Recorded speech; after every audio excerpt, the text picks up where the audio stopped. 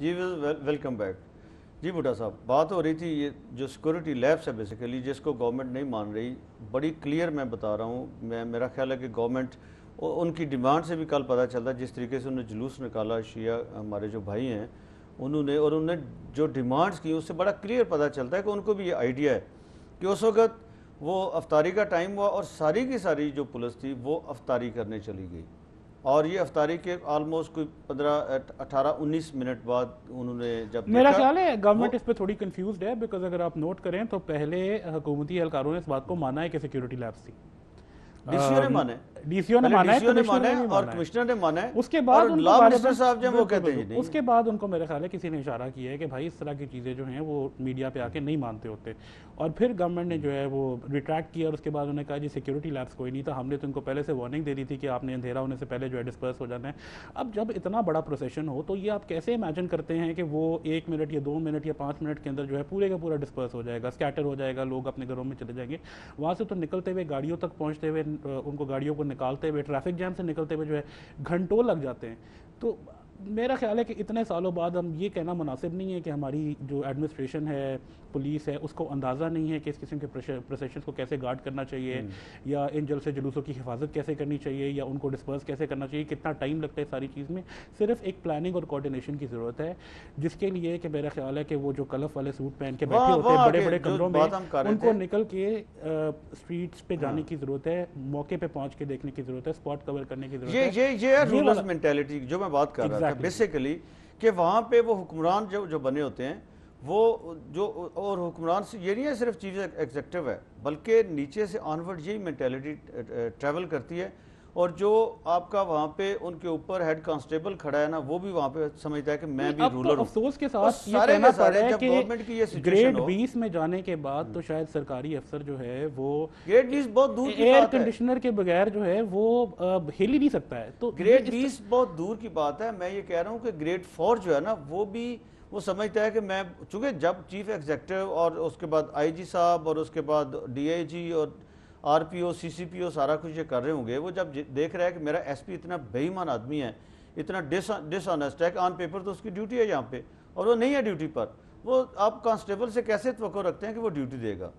دیکھیں یہ بڑی سمپل سی بات ہے. وہ اس طریقے سے جو، یا وہ اگر ڈیوٹی دیتا ہے تو وہ ڈیوٹی میں نے، آپ نے اور ہمارے ملک کی تمام عوام نے سیالکوٹ میں دیکھی ہے کہ وہ ڈیوٹی کیسے دے رہے تھے، کہ ان کی ڈیوٹی کے دوران ان کے سامنے، ان کی آنکھوں کے سامنے کس طرح کی کارروائی ہو رہی تھی، اور وہ بدلے سے دیکھ رہے تھے. تو دیکھیں وہاں اگر P S P officer doctor Waqar Chauhan صاحب بھی وہاں پہ ہیں اور ایک سپاہی بھی، تو ان کی مینٹیلٹی ایک ہوگی نا. تو یہی ہم بات کر رہے ہیں کہ وہ نیچے سے اوپر ہو یا اوپر سے نیچے ٹریول کرے. بیسیکلی یہ ایک مائنڈ سیٹ ہے جو اب یہ جو اتنی کرول سٹیٹمنٹ ہے، یہ کہنا جی ہم نے تو ان کو پہلے ہی بتا دی، دیٹ مینز کہ آپ نے ان کو پہلے بتا دیا تھا، اگر آپ نے بڑی اچھی سی بات ہے، ان لوگوں نے ہمارے ساتھ کوآپریٹ نہیں کی اور یہ ان کو سزا ملی ہے. اس کے لیے آپ کو اتنی لمبی ایکسپیرینس کی ضرورت نہیں ہے، بائنری لاجک کی بات ہے. اور اگر آپ کا کام ایز ایڈمنسٹریشن لوگوں کو بتانا ہی ہے تو آپ معذرت کے ساتھ ریزائن کریں، گھر بیٹھے آپ بتا دیا کریں جو آپ یہ اتنی انٹیلیجنٹ بات بتا رہے ہیں. یہ تو میں اور آپ بھی بتا سکتے ہیں اور بغیر تنخواہ کے بتائیں گے، تو پھر آپ کا کام تو الیکٹرانک میڈیا کا دور ہے، بتانا بھی بڑا آسان ہے. لا انفورسمنٹ ایجنسی آپ کا کام کیا ہے؟ کیا آپ کا کام یہ رہ گیا ہے کہ اب آپ صحافیوں پہ تشدد کریں، ان کو ان کے گھروں سے اٹھا لیں؟ آپ کو پتہ ہے جو اسلام آباد میں واقعہ ہوا ہے ابھی،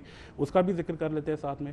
تو اگر ہماری لا انفورسمنٹ ایجنسیز کا یا سیکورٹی ایجنسیز کا اب یہی کام رہ گیا ہے تو پھر میرا خیال ہے کہ یہ ایک بڑا لمبا فکری ہے. مجھے اور آپ کو بھی توقع رکھنی چاہیے. جو عمر چیمہ کے ساتھ ہوا ہے، وہ سینئر جرنلسٹ ہے اور بڑی اس کی انویسٹیگیٹو جرنلزم میں بڑا نام ہے، بڑی محنت کی ہے اس نے بڑی ینگ ایج میں. انفارچونیٹلی ہم ویورز آپ کو بھی بتانا چاہ رہے ہیں کہ انفارچونیٹلی ہم آپ کی کالز نہیں لے پا رہے. آج آپ دیکھ رہے ہیں کہ ٹیلی فون سیٹ بھی نہیں ہے، اور وہ بھی وہی جو ہماری گورنمنٹ ایجنسیز ہیں.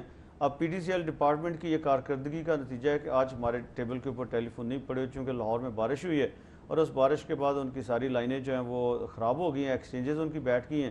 کبھی وہ کہتے ہیں یو پی ایس ہمارا بیٹھ گیا، کبھی کہتے ہیں بارش کی وجہ سے وہ پانی آ گیا لائنوں میں اور یہ ہو گیا، جو بھی ان کی ایکسکیوز ہیں. لیکن اس کا آؤٹ کم یہ ہے کہ ہم آپ کو آپ کا جو پروگرام ہے 1x1 جو آپ کا پروگرام ہے اس میں شامل نہیں کر سکتے. اور یہی عمر چیمہ صاحب سے ہماری میری بات ہوئی ان کے ٹیلی فون پہ. میں نے ان سے نیوز 1 کی طرف سے اظہار یکجہتی بھی کیا. ایز اے جرنلسٹ ہماری وہ ظاہر ہے پروفیشنل رسپانسبلٹی بھی ہے، لیکن ہمارا خیال تھا کہ ان کو ہم ٹیلی فون لائن پہ لے کے اپنے ویورز کو سنوائیں گے کہ ان کے ساتھ کیا بیتی اور کہ کون لوگ تھے جو ان کے خیال میں جن لوگوں نے یہ کیا اور اس کی کیا وجہ ہو سکتی ہے. لیکن وہ اس کی بھی وہی وجہ ہے کہ ہم ان کو نہیں دیکھیں جی انوویشن ہو رہی ہے نا. پہلے انیشلی یہ ہوتا تھا کہ چینل جو ہے اگر کوئی بہت زیادہ بات چیت کر رہا ہے تو چینل بند کر دو. اب وہ ذرا انوویٹو ہو گیا. اب انہوں نے کہا ٹیلی فون پہ لیں گے کسی کو تو ٹیلی فون بند کر دو. تو یہ تو جو ہے کافی انوویٹ کر لیا ہے انہوں نے. اور اب کوشش یہ ہے کہ کسی طرح کوئی بھی چیز جو ہے وہ منظر عام پہ نہ آ سکے. بارکیف جو عمر چیمہ صاحب کے ساتھ اس کی ہم شدید مذمت کرتے ہیں ایز جرنلسٹ بھی اور ایز پاکستانی بھی. بیکاز میرا خیال ہے کہ جب ہم پاکستان کی بات کرتے ہیں, پاکستان کانسٹیٹیوشن کی بات کرتے ہیں, ساورنٹی کی بات کرتے ہیں, تو ان تمام چیزوں میں کہیں اس طرح کی کارروائیوں کی اجازت نہیں دی جاتی ہے. ہمیں نہیں پتا وہ کس نے کی ہے, لیکن موڈس آپرینڈی اس کا جو ہے وہ کافی کلیئر ہے. بہت طرف اشارے بھی جاتے ہیں اس کی وجہ سے. تو ان چیزوں کی ہمیں شدید مذمت کرنا چاہیے اور کرتے رہنا چاہیے. ڈیفینیٹلی دیکھیں, جو جرنلسٹ ہوتا ہے, ہم یہاں پہ اگر بیٹھے ہیں تو ہم اپنے آپ کو نہیں, ہم پوری قوم کو ریپرزینٹ کر رہے ہیں اور وہ اوپینین دینے کی کوشش کر رہے ہیں جو قوم سوچتی ہے. اور جو عام آدمی کے اندر سینٹیمنٹس ہوتے ہیں ہم ان کو ریفلیکٹ کرتی ہے. پبلک قانون کو ہاتھ میں لیتی ہے تو اس کو وجیلانٹے جسٹس بولا جاتا ہے, یا ہم کہتے ہیں کہ جی اس کا پبلک کو حق نہیں ہے. تو اسی طرح کسی بھی ایجنسی کو, وہ چاہے لا انفورسمنٹ کی ہو, چاہے سیکیورٹی کی ہو, یا اگر وہ نہیں بھی ہیں, اگر وہ نہیں بھی ہیں تو رائٹ انڈر دیئر نوز اسلام آباد میں, کیپٹل میں, ہارٹ آف دا کنٹری کی, ہارٹ آف دا کیپٹل کے اندر اگر اس کا واقعہ ہوتا ہے تو یہ بھی قصور انہیں کا ہے نا. یہ میرا اور آپ کا قصور تو نہیں ہے. نہیں, اس میں ایشو یہ ہے, میں جو بات کرنا چاہ رہا ہوں وہ یہ ہے کہ ایجنسی کو تو میں تو کچھ نہیں کہوں گا. میرے نزدیک یہ آئی بی ہو, آئی ایس آئی ہو, ایف آئی ہو, کوئی بھی ہو, وہ دے آر نو باڈیز. ان کی کوئی امپورٹنس نہیں. ان کو کہیں سے کوئی آرڈر آتا ہے نا, کہیں پہ پلاننگ ہوتی ہے, ان کو حکم ہوتا ہے یہ کریں. اصل میں تو کلپریٹ وہ ہے جس نے ان کو حکم دیا ہے کہ یہ جو بندہ ہے اس کو سیدھا کرنا ہے.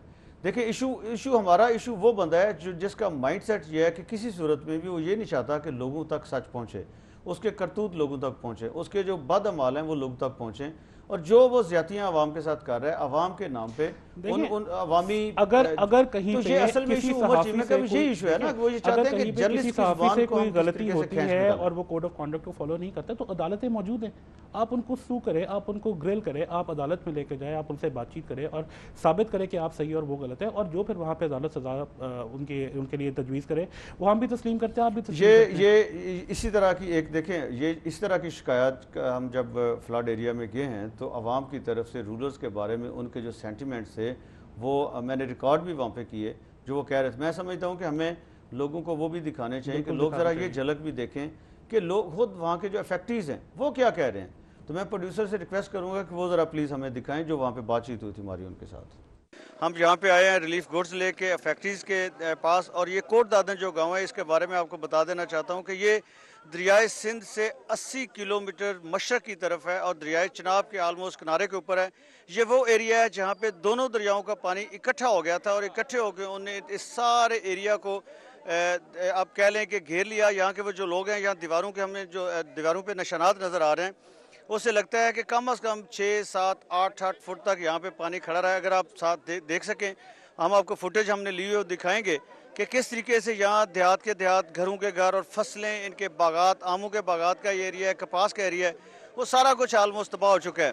ہم جب یہاں پہ آئے ہیں تو روڈز کے اوپر ہم آپ کو فوٹیج دکھائیں گے کس طریقے سے جب ہم مظفر گڑھ سے نکلے, بلکہ ملتان سے جب نکلے تو آن ورڈ ہم نے دیکھا کہ روڈز کے اوپر لوگ کھڑے ہوئے ہیں اور دونوں طرف سے وہ لوگوں کو جو بھی امداد آ رہی ہے اس کو وہاں پہ لینے کی کوشش کر رہے ہیں. لیکن ہمیں بتایا گیا کہ یہ جو لوگ ہیں یہ وہ لوگ ہیں جو ایک طرح سے عادی ہو گئے ہیں, لیکن ہمیں اس ایریا میں جانا ہے وہاں جہاں پر کوئی بھی نہیں پہنچا.